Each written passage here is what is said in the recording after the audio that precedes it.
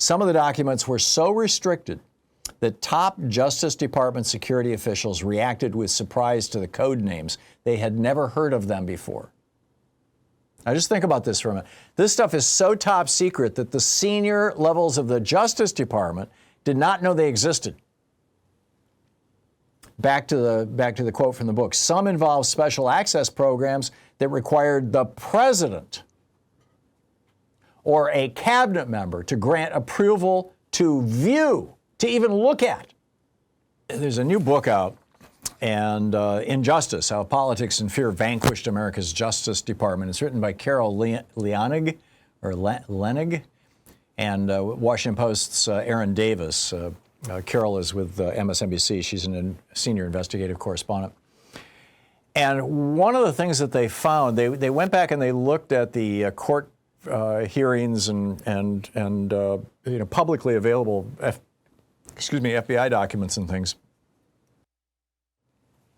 And what they found was that Trump had stolen documents from the White House when he was president in 2020 and taken them to Mar-a-Lago. We don't know why, right? I mean, Richard Nixon actually sold some of his documents from the White House for, I believe, around $14 or $15 million. He got a fair amount of money for them.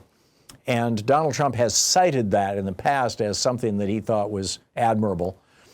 So presumably Donald Trump stole all this stuff thinking that he could sell it. But see, after Nixon did that in the 70s, after he resigned in 74, Congress in the I think it was 76, 77, was somewhere during that period when a lot of really good reform legislation was passed. And by the way, I think when Trump is gone, you're going to see a repeat of that era, where we passed campaign finance controls and just all kinds of good stuff. And then, of course, there was the pushback, which ended, which became the Reagan administration. But in any case, Congress said you can't do that anymore. Anything that goes through the White House is the property of the federal government, not the property of the president. If it happened in the Oval Office, it's not yours. And Trump stole all this stuff anyway. And not only did he steal it, but he took it down to Mar-a-Lago, and then when the National Archives reached out and said, we'd like it back, for a whole year he lied and said he didn't have it. Just lied, which is also a crime. And then when the FBI finally showed up to get it back, what they discovered was absolutely shocking. That there were documents in there that had such a high level of classification that the senior officials in the FBI did not have authority to read them. I mean, this is just shocking. Assistant Attorney General Matt Olson was shocked by what he found, according to this book. His top Justice Department expert on the mishandling of classified records, a woman by the name of Judy Edelstein, said, quote, he said, what should we do? And she said, this is apparently on the record, if it was anybody else, we would arrest him tomorrow. Knowingly taking classified documents outside of a secure government facility is a crime, plain and simple.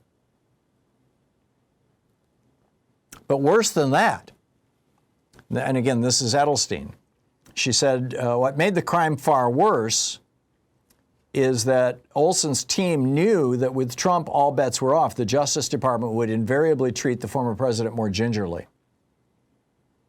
Now, Donald Trump is saying now that because the FBI showed up at his home and took back these documents, and I don't know what the status of these documents right now is. And if you know, let me know. I'd love to find out.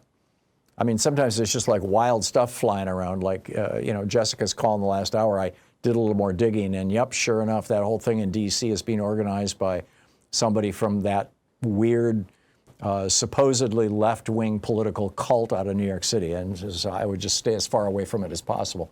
But anyhow, this is from the book. Quote, some of the documents were so restricted that top Justice Department security officials reacted with surprise to the code names. They had never heard of them before.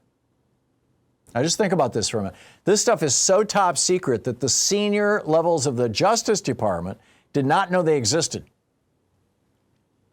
Back to the quote from the book. Some involve special access programs that required the president or a cabinet member to grant approval to view, to even look at.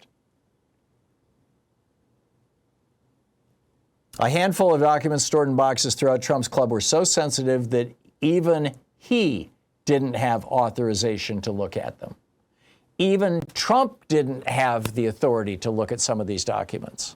They were so top secret, which is wild. I mean, I didn't, you know. Oh, I'm sorry. Let me back up. It wasn't Trump. It was Olson. It was the number two person at the Justice Department didn't have the authority to look at him. Okay, that makes more sense. The FBI agents who signed the paperwork for the Mar-a-Lago search were evacuated temporarily from their homes for their own safety. Now, what happened there?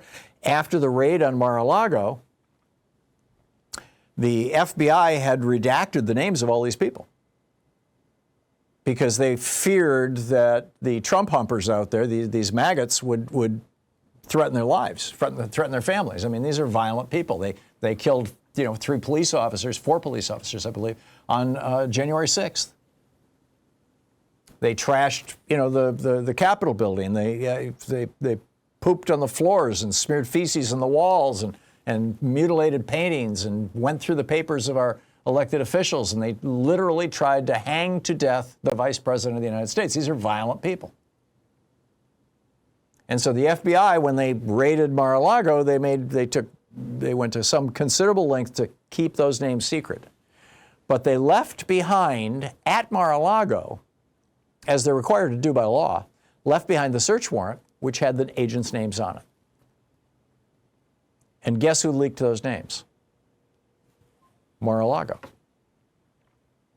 Now, we don't know if it was Trump himself or somebody working for him, but that's how the leak came out, and that's how those agents, you know, ended up getting fired now and, you know, having to hide and protect their families, their children. I mean, this is wild. It's just absolutely wild.